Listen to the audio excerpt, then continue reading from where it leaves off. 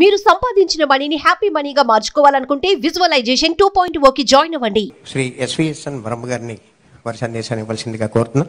వేదికలు అలంకరించిన మన ఉప ముఖ్యమంత్రి వర్యులు పవన్ కళ్యాణ్ గారికి, కలెక్టర్ గారికి, అదేవిధంగా శ్రీని గారికి, కృష్ణరాజు గారికి, ఇక్కడికి విచ్చేసిన అధికారులకి, పత్రికా సోదరులు అందరికి కూడా పేరు పేరు నమస్కారం. ఇక్కడ ఈ నియోజకవర్గానికి ఒక ధైర్యం ఏమొచ్చిందంటే, ప్రశ్నించే నాయకుడు మన పవన్ కళ్యాణ్ గారు. అంటే ఉప ముఖ్యమంత్రి అయ్యారు కదా, ప్రశ్నించరని అనుకోవద్దు. ఆయన ప్రశ్నించడం అన్నది పవన్ కళ్యాణ్ గారి యొక్క తమ్మురులు. దానివల్ల ఏంటంటే పేదవాడికి ఉపయోగం కలుగుతుంది ఏ సమస్య ఉన్నా. మరి రాష్ట్రంలో ఓటు చేయకూడదని ఒక పిలుపుతో ఈ రాష్ట్ర భవిష్యత్తునే మార్చిన నాయకులు పవన్ కళ్యాణ్ గారు, చంద్రబాబు నాయుడు గారు. మరి ఈరోజు రాష్ట్ర పరిస్థితి, ఆర్థిక పరిస్థితి మనం చూస్తూ ఉన్నాం. మొన్నే రివ్యూ చేస్తే రూరల్ డెవలప్మెంట్లో 2000 కోట్లకి సమాధానం లేదు మన కళ్యాణ్ గారు రివ్యూ చేసినప్పుడు. అంత దారుణమైన పరిస్థితుల్లో రాష్ట్రం ఉంది. ఇప్పుడు ఈ రాష్ట్రాన్ని ముందుకు నడిపించాలని ఒక బాధ్యతతో మరి కళ్యాణ్ గారు, చంద్రబాబు నాయుడు గారు పనిచేస్తూ ఉన్నారు. పవన్ కళ్యాణ్ గారికి మన అదృష్టం ఏంటంటే రూరల్ డెవలప్మెంటు, వాటర్ వర్క్స్, అదేవిధంగా పంచాయతీరాజు ఈ రావడం నిజంగా మన నియోజకవర్గానికి అదృష్టం. అలాగే కళ్యాణ్ గారు ఎలక్షన్లో బాగా దగ్గరగా చూశారు మత్స్యకార గ్రామాలు. మంచినీళ్ళు లేక చాలామంది ఆడపడుచులు సార్ని అడిగారు, అది సార్ గుండెల్లో కూడా ఉంది. మరి ఈ విధంగా మన అదృష్టం ఏంటంటే పోర్ట్ఫోలియోలు మన కళ్యాణ్ గారి చేతిలోనే ఉన్నాయి. గ్రామాలు డ్రైన్లు కానీ, రోడ్లు కానీ ఆశతో చూస్తూ ఉన్నాయి. ముఖ్యంగా ఆడపడుచులందరూ ఆశతో చూస్తూ ఉన్నారు. వీటన్నిటి మీద మనకి చాలా మేలు జరుగుద్దని ఒక ఆలోచనతో ఉన్నాం. అదేవిధంగా పెన్షన్లు ఇదివరకు ప్రభుత్వం 4 నెలలకో సంవత్సరానికో 200 రూపాయలు పెంచినా అది ఉపయోగకరంగా లేకపోవడం. మరి ఒకేసారి నిర్ణయం తీసుకున్నారు, 3వ సంతకంగా 1000 రూపాయలు కూడా ఒకేసారి ఆర్థిక ఇబ్బందుల్లో పెంచడం అంటే పేదవాడి మీద ఎంత అభిమానం ఉందన్నది మనం తెలుసుకోవాలి. ఇందాక కలెక్టర్ గారు చెప్పినట్టు జాయింట్ ప్రాపర్టీస్ మీద చాలా మందికి పెన్షన్లు రావట్లేదు. రెండవది, భర్త డైవర్స్ ఇవ్వకుండా కనపడకుండా పోయిన వాళ్ళు చాలామంది నియోజకవర్గంలో ఒక 100 మంది పైన ఉన్నారు నా దృష్టిలో.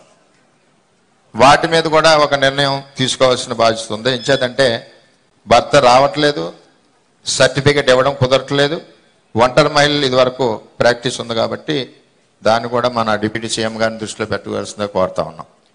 అన్నిటికంటే దారుణం ఈ 5 సంవత్సరాల్లో జరిగింది ఏంటంటే కరెంటు బిల్లు 30వ తారీఖు నాడు తీసుకోవాలి స్లాబ్ ఉన్నప్పుడు.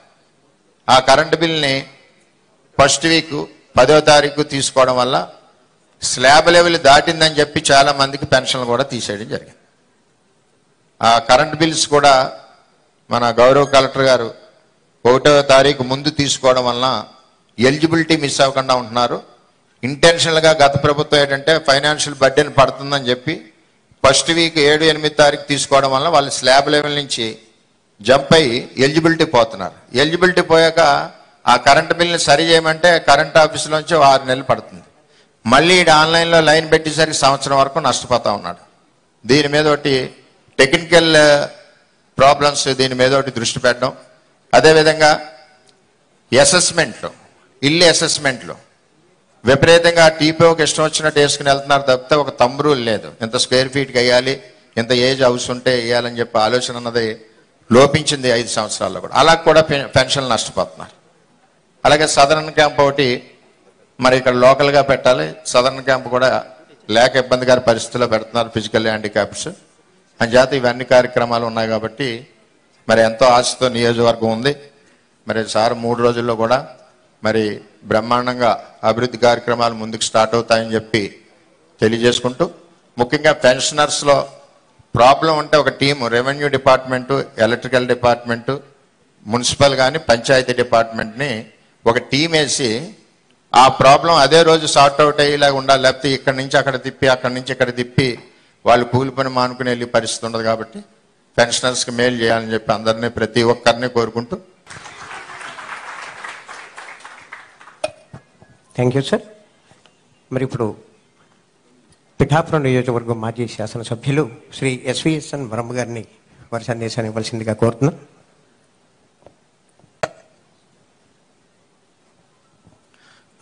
వేదికలు అలంకరించిన మన ఉప ముఖ్యమంత్రి వర్యులు పవన్ కళ్యాణ్ గారికి, కలెక్టర్ గారికి, అదేవిధంగా శ్రీని గారికి, కృష్ణరాజు గారికి, ఇక్కడికి విచ్చేసిన అధికారులకి, పత్రికా సోదరులకి అందరికి కూడా పేరు పేరు నమస్కారం.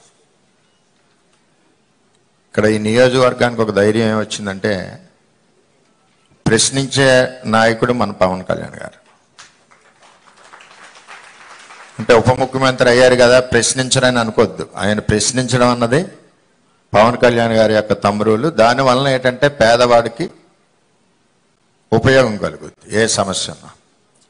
మరి రాష్ట్రంలో ఓటు చేయకూడదని ఒక పిలుపుతో ఈ రాష్ట్ర భవిష్యత్తునే మార్చిన నాయకులు పవన్ కళ్యాణ్ గారు, చంద్రబాబు నాయుడు గారు. మరి ఈరోజు రాష్ట్ర పరిస్థితి, ఆర్థిక పరిస్థితి మనం చూస్తూ ఉన్నాం. మొన్నే రివ్యూ చేస్తే రూరల్ డెవలప్మెంట్లో 2000 కోట్లకి సమాధానం లేదు మన కళ్యాణ్ గారు రివ్యూ చేసినప్పుడు. అంత దారుణమైన పరిస్థితుల్లో రాష్ట్రం ఉంది. ఇప్పుడు ఈ రాష్ట్రాన్ని ముందుకు నడిపించాలని ఒక బాధ్యతతో మరి కళ్యాణ్ గారు, చంద్రబాబు నాయుడు గారు పనిచేస్తూ ఉన్నారు. పవన్ కళ్యాణ్ గారికి మన అదృష్టం ఏంటంటే రూరల్ డెవలప్మెంటు, వాటర్ వర్క్స్, అదేవిధంగా పంచాయతీరాజు ఈ రావడం నిజంగా మన నియోజకవర్గానికి అదృష్టం. అలాగే కళ్యాణ్ గారు ఎలక్షన్లో బాగా దగ్గరగా చూశారు మత్స్యకార గ్రామాలు. మంచినీళ్ళు లేక చాలామంది ఆడపడుచులు సార్ని అడిగారు, అది సార్ గుండెల్లో కూడా ఉంది. మరి ఈ విధంగా మన అదృష్టం ఏంటంటే పోర్ట్ఫోలియోలు మన కళ్యాణ్ గారి చేతిలోనే ఉన్నాయి. గ్రామాలు డ్రైన్లు కానీ రోడ్లు కానీ ఆశతో చూస్తూ ఉన్నాయి. ముఖ్యంగా ఆడపడుచులందరూ ఆశతో చూస్తూ ఉన్నారు. వీటన్నిటి మీద మనకి చాలా మేలు జరుగుద్దని ఒక ఆలోచనతో ఉన్నాం. అదేవిధంగా పెన్షన్లు ఇదివరకు ప్రభుత్వం 4 నెలలకో సంవత్సరానికో 200 రూపాయలు పెంచినా అది ఉపయోగకరంగా లేకపోవడం. మరి ఒకేసారి నిర్ణయం తీసుకున్నారు మూడో సంతకంగా 1000 రూపాయలు కూడా ఒకేసారి ఆర్థిక ఇబ్బందులు పెంచడం అంటే పేదవాడి మీద ఎంత అభిమానం ఉందన్నది మనం తెలుసుకోవాలి. ఇందాక కలెక్టర్ గారు చెప్పినట్టు జాయింట్ ప్రాపర్టీస్ మీద చాలా మందికి పెన్షన్లు రావట్లేదు. రెండవది భర్త డైవర్స్ ఇవ్వకుండా కనపడకుండా పోయిన వాళ్ళు చాలామంది నియోజకవర్గంలో ఒక 100 మంది పైన ఉన్నారు నా దృష్టిలో.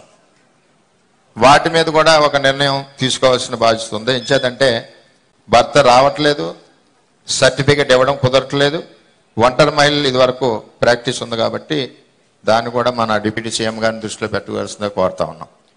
అన్నిటికంటే దారుణం ఈ 5 సంవత్సరాల్లో జరిగింది ఏంటంటే కరెంటు బిల్లు 30వ తారీఖు నాడు తీసుకోవాలి స్లాబ్ ఉన్నప్పుడు.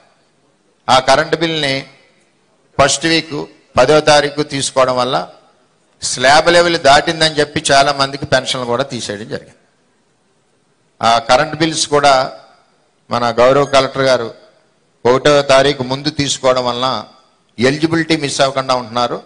ఇంటెన్షనల్గా గత ప్రభుత్వం ఏంటంటే ఫైనాన్షియల్ బర్డెన్ పడుతుందని చెప్పి ఫస్ట్ వీక్ 7, 8 తారీఖు తీసుకోవడం వల్ల వాళ్ళు స్లాబ్ లెవెల్ నుంచి జంప్ అయ్యి ఎలిజిబిలిటీ పోతున్నారు. ఎలిజిబిలిటీ పోయాక ఆ కరెంట్ బిల్ని సరి చేయమంటే కరెంట్ ఆఫీసులోంచి 6 నెలలు పడుతుంది.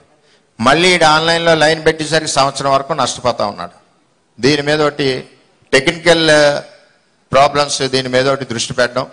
అదేవిధంగా అసెస్మెంట్లు, ఇల్లు అసెస్మెంట్లు విపరీతంగా టీపీఓకి ఇష్టం వచ్చినట్టు వేసుకుని వెళ్తున్నారు తప్పితే ఒక రూల్ లేదు. ఇంత స్క్వేర్ ఫీట్కి వేయాలి, ఇంత ఏజ్ హౌస్ ఉంటే వేయాలని చెప్పి ఆలోచన అన్నది లోపించింది 5 సంవత్సరాల్లో కూడా. అలా కూడా పెన్షన్లు నష్టపోతున్నారు. అలాగే సదరన్ క్యాంప్ ఒకటి మరి ఇక్కడ లోకల్గా పెట్టాలి, సదరన్ క్యాంప్ కూడా లేక ఇబ్బందికర పరిస్థితుల్లో పెడుతున్నారు ఫిజికల్ హ్యాండిక్యాప్స్ అని చేత ఇవన్నీ కార్యక్రమాలు ఉన్నాయి కాబట్టి మరి ఎంతో ఆశతో నియోజకవర్గం ఉంది. మరి సార్ 3 రోజుల్లో కూడా మరి బ్రహ్మాండంగా అభివృద్ధి కార్యక్రమాలు ముందుకు స్టార్ట్ అవుతాయని చెప్పి తెలియజేసుకుంటూ ముఖ్యంగా పెన్షనర్స్లో ప్రాబ్లం ఉంటే ఒక team, revenue department, electrical department, municipal కానీ పంచాయతీ డిపార్ట్మెంట్ని ఒక టీం వేసి ఆ ప్రాబ్లం అదే రోజు సార్ట్ అవుట్ అయ్యేలాగా ఉండాలి. లేకపోతే ఇక్కడి నుంచి అక్కడ తిప్పి, అక్కడి నుంచి ఇక్కడ తిప్పి వాళ్ళు కూలి పని మానుకుని వెళ్ళి పరిస్థితి ఉండదు. కాబట్టి పెన్షనర్స్కి మేలు చేయాలని చెప్పి అందరినీ, ప్రతి ఒక్కరిని కోరుకుంటూ, సుమన్ టీవీలో మీ పర్సనల్ అండ్ బిజినెస్ ప్రమోషన్స్ కోసం కింది నెంబర్కి కాంటాక్ట్ చేయండి.